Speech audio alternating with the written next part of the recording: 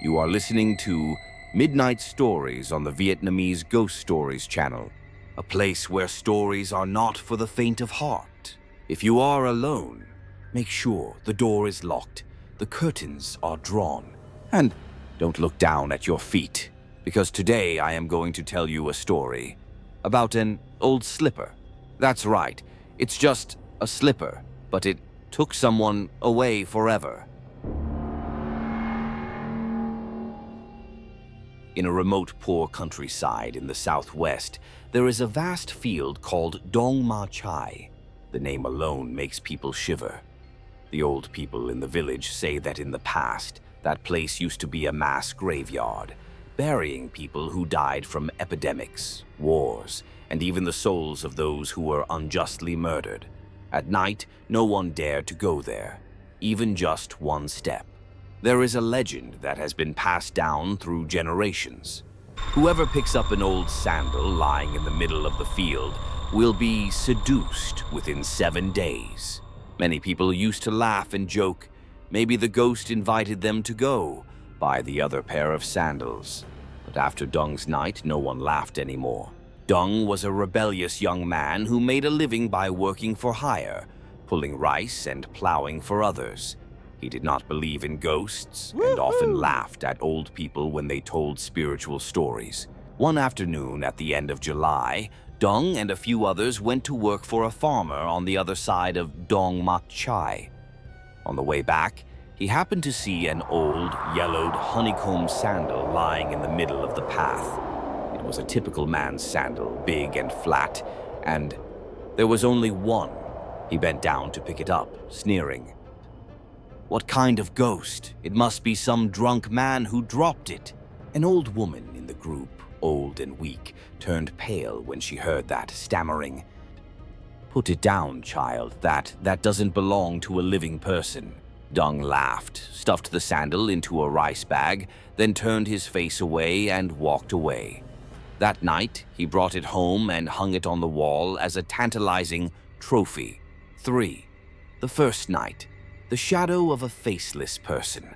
On the very first night, Dung's house seemed to have someone knocking on the door in the middle of the night. The knocking was not loud, just regular clack, clack.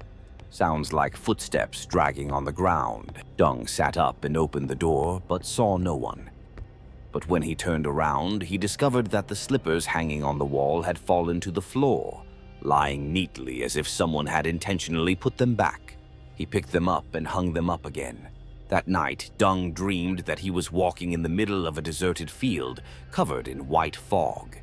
In the distance, there was a man wearing a brown shirt, a conical hat, but no face, standing, wearing a single slipper. That person raised his hand and pointed at Dung's feet, then said, "You wear my slippers?"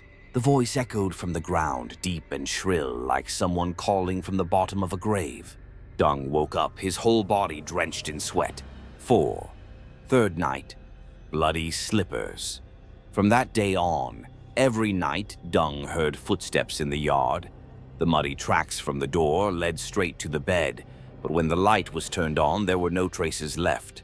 On the third morning, Dung's mother woke up early and discovered bloody sandal prints on the floor, dragging from the door to her son's bed. The whole family was shocked, immediately burned incense, prayed and invited a priest to perform the ceremony. The old priest, after seeing the sandal, turned pale and said in a trembling voice, "This is not an ordinary object. This is a conductor. Someone died unjustly, was buried without a head, without legs. The soul could not be released. He left this object to lure someone to take his place." Dung still did not believe it. He cursed, then threw the sandal into the middle of the yard. 5. Saturday night. Missing body. That night, the whole village was awakened by a terrifying scream coming from Dung's house. Neighbors rushed over and saw blood all over the room. The walls of the house seemed to have been scratched until they were torn and black. The door was wide open. The ground clearly bore 2 footprints of the honeycombed sandals, deeply imprinted in the mud, extending towards the direction of Dong Ma Chai. Dung was no longer there. They searched for 3 days. And then, in the middle of the field, people found only one remaining sandal, the exact one that Dung had picked up. It lay neatly in the middle of the field on a mound that had just been dug up and filled in again. From that day on, the sandals returned to their rightful place, and every year in the 7th lunar month, someone would find an old sandal lying in the middle of Dong Ma Chai. The villagers erected a stone stele at the beginning of the trail.